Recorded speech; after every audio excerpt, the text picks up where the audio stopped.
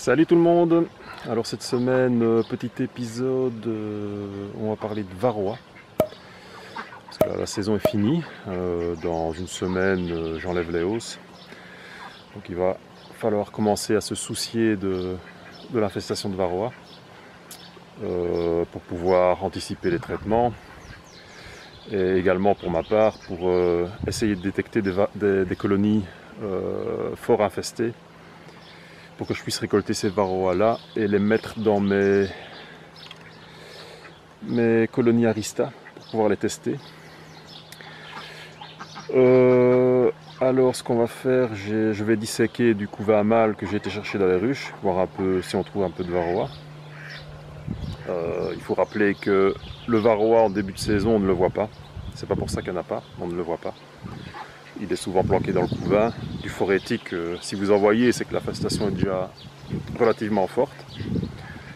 Le varroa commence à se manifester en juillet, beaucoup en août. Et alors fin de saison, si jamais l'automne est beau et qu'il y a encore des ressources avec les couverts hivernaux, comme on a eu les années précédentes. Donc on a 3 méthodes pour détecter le varroa. Donc là je vais regarder le couvain mâle, ça donne déjà une indication. Il y a les comptages classiques sur les langes de fond de ruche. Et alors il y a le varroa testeur. Là si j'ai le temps je vous montrerai avec le CO2.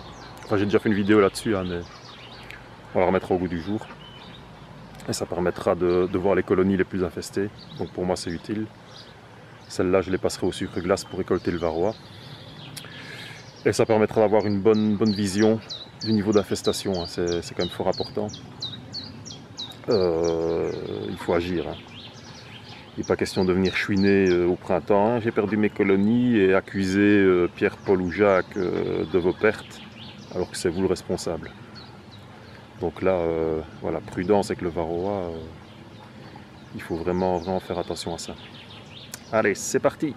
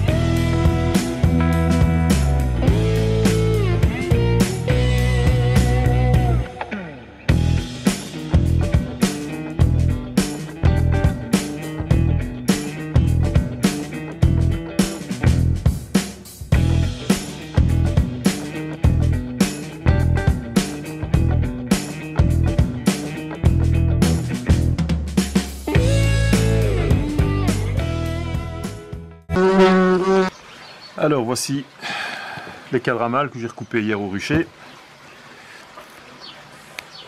Voilà, ça c'est simple, il suffit d'ouvrir les cellules et d'aller retirer les larves.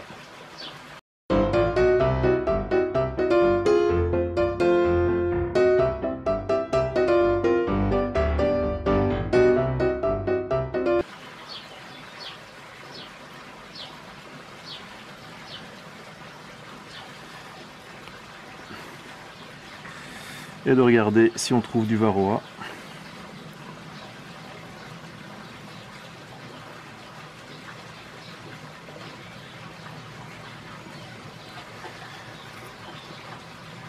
Maintenant il faut en faire quand même un certain nombre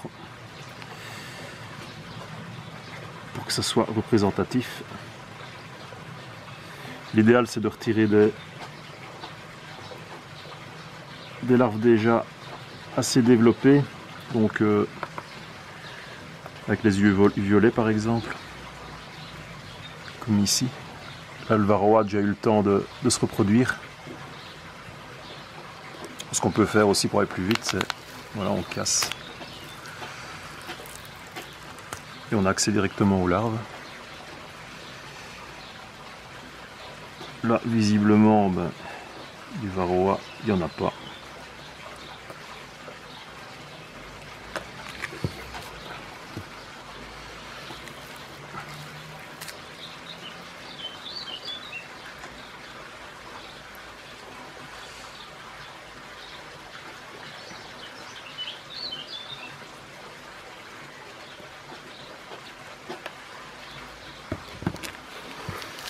En même temps, c'est une bonne nouvelle, mais enfin, moi, il me faut du varroa pour mes tests Arista. Donc c'est un peu la merde si je n'en trouve pas. Parce qu'il me faut... J'ai 6 colonies, il me faut presque 1000 varroa pour infester mes colonies Arista.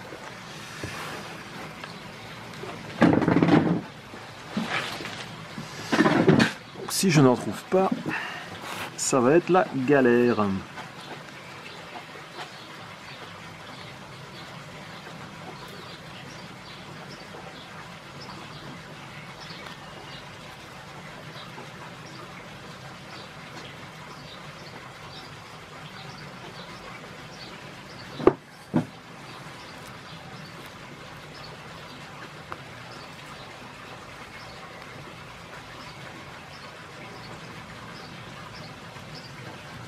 Voilà, visiblement, sur ce cadre-ci, il n'y en a pas. Hein.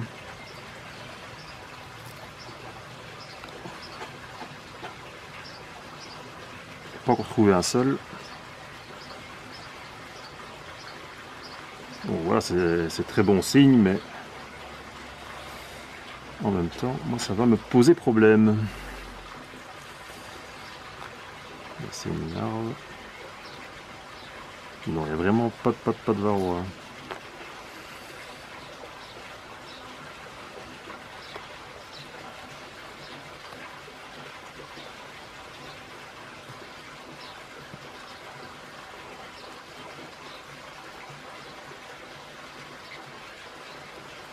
Non, il n'y a vraiment rien sur ce cadre-ci.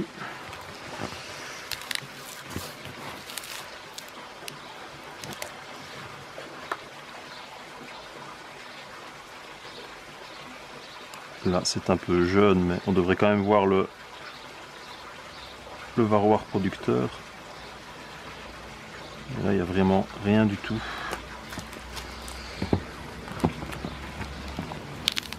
On regarde à plusieurs endroits du cadre. Hein.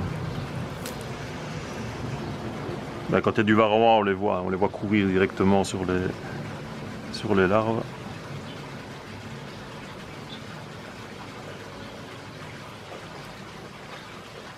Mais là, il n'y a vraiment rien. Donc voilà, ça va aller aux poules. Je vais ouvrir un autre cadre.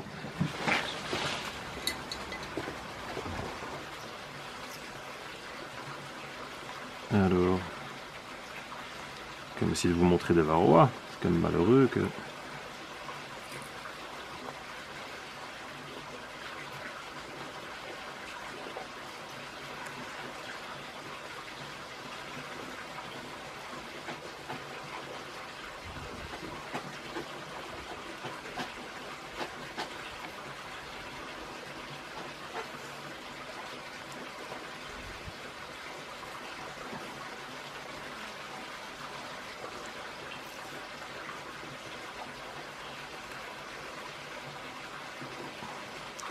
C'est pas l'air évident sur celui-ci non plus, on ne trouve rien.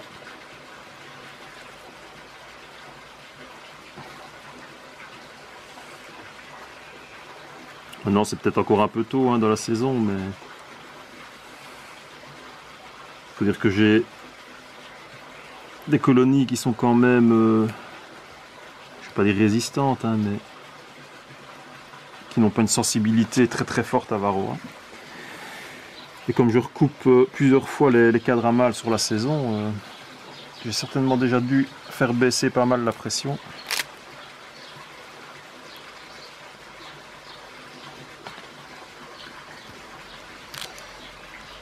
Alors voilà ici, voilà quand même. Là, voilà, ça c'est un varroa reproducteur. On voit qu'il bouge.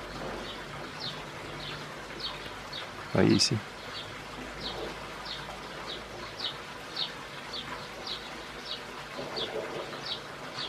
Voilà. On en a quand même un.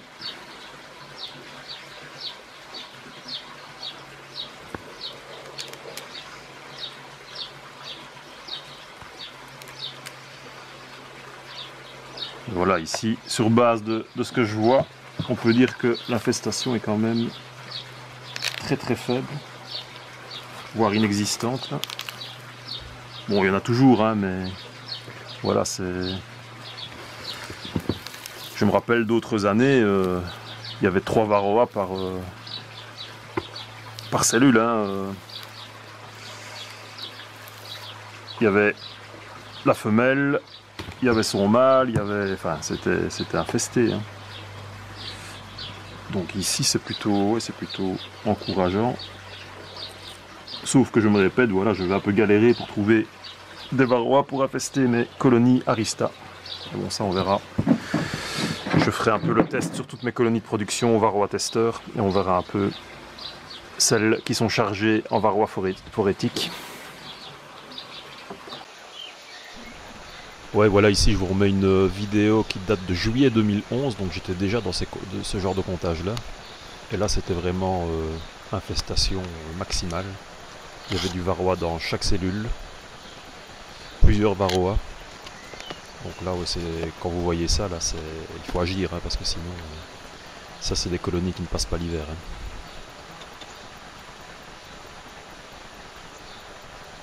Heureusement, c'est plus comme ça aujourd'hui.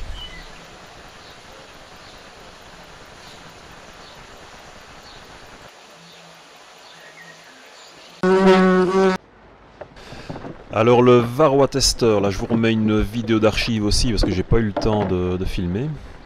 Là ce qu'il faut savoir c'est quand on endort les abeilles ou qu'on les passe à la méthode du sucre glace, il faut absolument réaliser ça hors mielé, donc très tôt le matin. Parce que le fait d'endormir et de secouer les abeilles, ça leur fait régurgiter ce qu'elles ont dans le jabot. Et alors tout est collé par du nectar. C'est pas bon pour les abeilles et c'est impossible de compter les varroas parce qu'ils vont rester collés. Donc toujours ça très tôt le matin quand pas de mielé. Donc ça va se faire en conditions sèches. Alors ici je prélève des abeilles sur le couvain. C'est là où on a le plus de chances de trouver du varroa. Alors normalement il faut mettre un nombre bien déterminé d'abeilles, hein. C'est à vous de déterminer la quantité d'abeilles que vous mettez.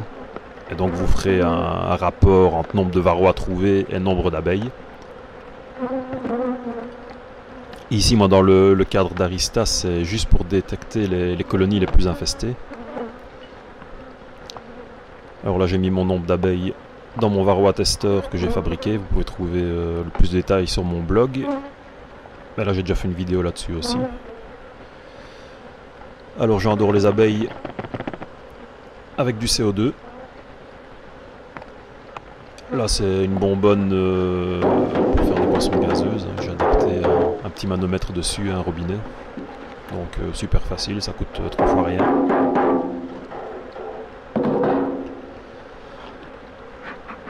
Alors on laisse les abeilles s'endormir. Et une fois que ça ne bouge plus, ben on va venir secouer l'appareil qui est muni d'une grille entre les deux compartiments. Et les varroas vont tomber dans le compartiment du bas.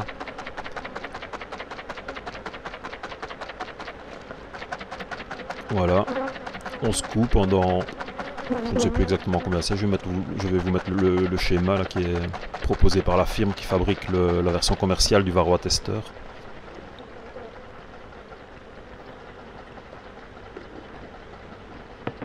Voilà, et il n'y a pas de souci, les abeilles, après, elles se réveillent sans problème, et comme si de rien n'était, quoi. Donc ça, c'est une méthode non destructive, comme par exemple les méthodes de lavage au détergent, ou ça c'est destructif pour les abeilles. Ici, non. Ici, elles se réveillent et c'est comme si de rien n'était. Alors voilà le résultat. Les varroas que l'on peut compter. Et alors comme ça, on peut estimer la charge en varroa de ces colonies. Alors il reste la bonne vieille technique du comptage des chutes naturelles, hein, en remettant les tiroirs sous les planchers.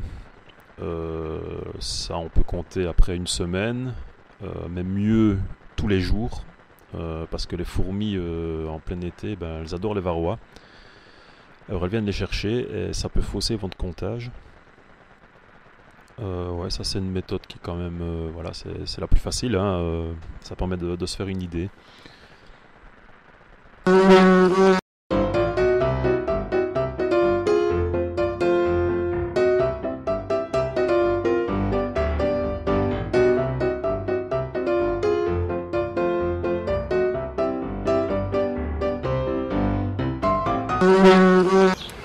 Voilà ce qu'on pouvait dire sur le sujet du varroa. Je ne vais pas revenir en détail, hein. J'ai déjà fait des tas d'articles sur mon blog, n'hésitez pas d'ailleurs à aller farfouiller dedans, j'ai déjà fait des vidéos sur le sujet. C'est juste pour bien vous mettre en tête que c'est très important. Il ne faut pas négliger le varroa, même si vous l'avez vu là dans mon comptage des cadres à mâles, l'infestation a l'air très faible. Il faut bien vous dire que pour l'instant les colonies sont encore sur 8, 9, 10 cadres de couvain, donc le varroa est dilué. D'ici l'automne, le couvain va se réduire à 2 cadres peut-être, 2-3 cadres. Donc la pression va augmenter. Le varroa ne fait que se multiplier. Et même 10 varrois maintenant, ça en donnera beaucoup trop au mois de décembre. Vous vous souvenez l'an passé, j'avais le même genre d'infestation, donc quasi rien. Et quand j'ai fait mes comptages avec les plateaux en mettant les tiroirs au mois de décembre, j'avais des chutes de 10 varrois par jour. C'est complètement, ouais, ça c'est beaucoup trop, hein. On doit être à, je crois, une chute par jour. Là. Je vais vous remettre aussi le document avec les seuils de comptage. Donc voilà, il faut vraiment, faut pas avoir confiance en vous sur le varroa. Les comptages, ça peut être une bonne chose pour se rendre compte des colonies plus infectées que d'autres, mais il ne faut pas prendre non plus les chiffres en se disant ben voilà, j'ai pas de varroa, c'est bon ou très peu, parce que c'est à partir de fin juillet, début août, là ça va commencer à se développer de manière exponentielle les varrois, et on se retrouve avec des situations catastrophiques au mois de décembre et des pertes de colonies. Donc voilà, ça. Je ne suis pas ici pour vous dire apprenez telle ou telle méthode de traitement. Ça vous faites, vous êtes libre arbitre, que ce soit Pivar, acide formique, ça vous utilisez ce que vous voulez, mais surtout faites des comptages, surtout l'automne. Assurez-vous que votre traitement soit efficace. Ça c'est la base du truc. Il faut pas se dire ouais ben, j'ai pas de varroa, je traite pas. S'il n'y a pas de varroa maintenant, moi je peux vous assurer qu'il y en aura beaucoup plus tard. Feuilles de rhubarbe, vous oubliez évidemment. Hein. J'ai dit des trucs efficaces. Donc voilà, prudence, bien testé. Et voilà. Moi, ma conviction, je vais quand même vous la donner, c'est qu'avec les beaux automnes qu'on a et la floraison des couverts hivernaux, les traitements ponctuels au mois d'août sont plus suffisants. En plus, vous avez vu les infestations, là on va être au début juillet, il n'y a rien. Donc vous allez tuer pas grand chose. Et s'il reste même 10 varroas, septembre, octobre, parfois début novembre, ça va continuer à se multiplier. Et alors là, on arrive avec des situations délicates avant le traitement d'égouttement oxalique. Donc voilà, moi je change un peu ma façon de voir les choses. Je trouve que pour l'été maintenant il faut un traitement de longue durée. C'est malheureux à dire, mais voilà, la Pivar, ça couvre toute la période de réinfestation. Donc on se retrouve, on n'a même pas besoin de traiter à l'oxalique au mois de décembre, fin décembre, parce que les ruches ont été nettoyées de leur varroa. Maintenant voilà, c'est de la chimie, c'est pas l'idéal, mais le constat est là, ça fonctionne. Maintenant les résistances apparaissent aussi. J'ai encore eu vent de guignol qui laissait les bandelettes jusqu'au printemps. Ça va pas, hein. C'est comme ça qu'apparaissent les résistances. Donc voilà, maintenant les fumigations d'acide oxalique, ouais, on peut en faire plusieurs aussi à la suite. Il reste beaucoup de choses à découvrir et à tester. Donc voilà, soyez bien attentifs au varroa, conseil que je vous donne, et on se retrouve bientôt. Ciao ciao, salut les gens!